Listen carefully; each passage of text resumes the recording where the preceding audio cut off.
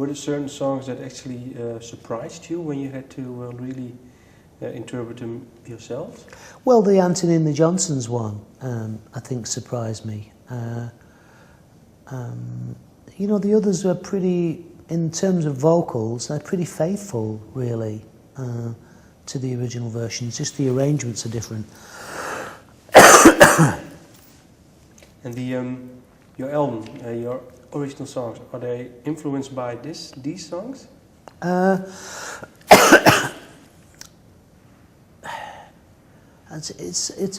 It's hard to sort of say.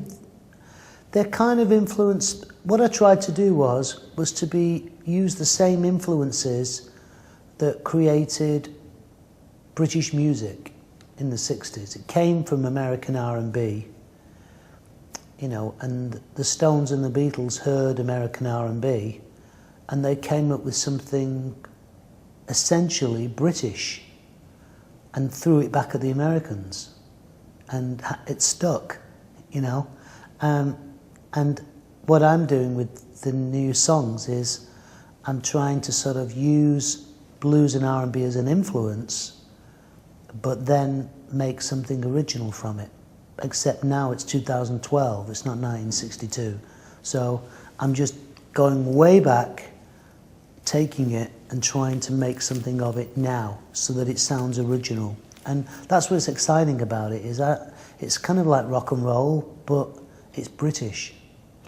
Do you have songs that you like more? Favorites maybe even? On this album? On this? No, I really enjoy the whole thing. I tried to get the running order so it feels very much like a kind of a thing that you want to put on and just let play, you know, just keep playing. You know, they're songs that have been with me all of my life, you know. There's a song by Etta James, I'd Rather Go Blind. Yeah. You actually had the chance to meet her. Yeah. Can you describe that meeting? Yeah, this was in 1985 in Los Angeles at the Grammy Awards, and we were up for nomination as the Best New Band, which incidentally is like the kiss of death.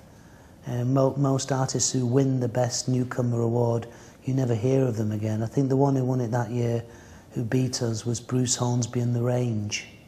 I'm sure you're very familiar with Bruce Hornsby and the Range. And on the stage that night, I shared a dressing room with Whitney Houston, and I'd been on the dole for like 4 years. And within months, there I was, standing on a stage in Los Angeles next to Stevie Wonder and Etta James. And Gladys Knight and Dionne Warwick came up to me and says, "Boy, do we want to meet you." Yeah. And they gave me kisses, and I was like 24, and I couldn't believe you know, I was completely in a state of shock. And Etta James told me how much she loved the song Holding Back the Years, and in fact she went on to record the song a couple of years later. And I had a whole bunch of Etta James songs on 45 vinyl, including I'd Rather Go Blind.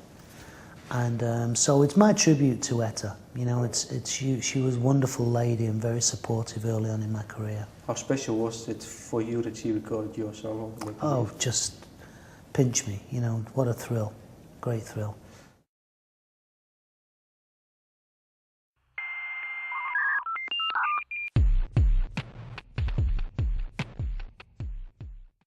Then there's another song, Turn Back the Hands of Time. It's connected to an experience with Nasuhi Ertegun. Yeah. Well, his brother passed away a few years ago, but he passed away, I looked it up, at the end of the 80s. How special was that? Well, Nasuhi was my mentor. He really helped launch the career of Simply Red. You know, he was very important to us. And I became really quite very close, actually, with him. I spent time with him. He was dying of cancer, and I spent a lot of time with him during that period. And he gave me when CDs first came out, he gave me a CD box set, 6 volumes of Atlantic Rhythm and Blues.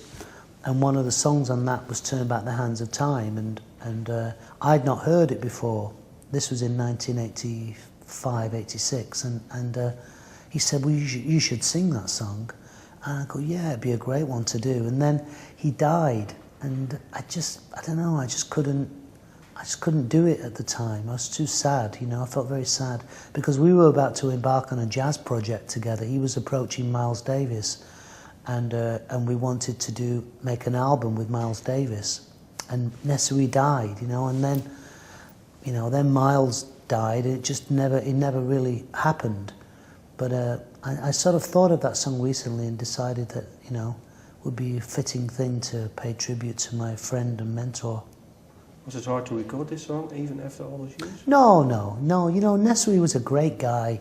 He was full of life, and, you know, he was just so much fun. You know, whenever he came to London, we would have dinner, and he would tell me all these amazing stories about Marilyn Monroe and Louis Armstrong and Orson Welles, and I mean, this just what great times for me listening to these old guys telling me these incredible stories. It was so cool, so cool. I'm so proud I knew him. Last question: the single from this album, "That's How Strong My Love Is." Is there for you something special when you sing this song? Some memory or? The memory is of this incredible era of music, you know. I feel very lucky to have grown up in the 60s. I think British music and African American music at that time, it was like, for Britain anyway, it was like some kind of Da Vinci, Michelangelo renaissance, you know. I mean, I look at the Beatles and the Stones and just think that in a few hundred years' time, they're still going to be saying, wow, what happened in Britain during that time was something that changed the world. And it really did change the world, you know. And here I am, working with some of these guys, you know. I feel like I'm kind of like their offspring somehow, their influence, you know. It's a great thrill. Thank you for your time. My pleasure.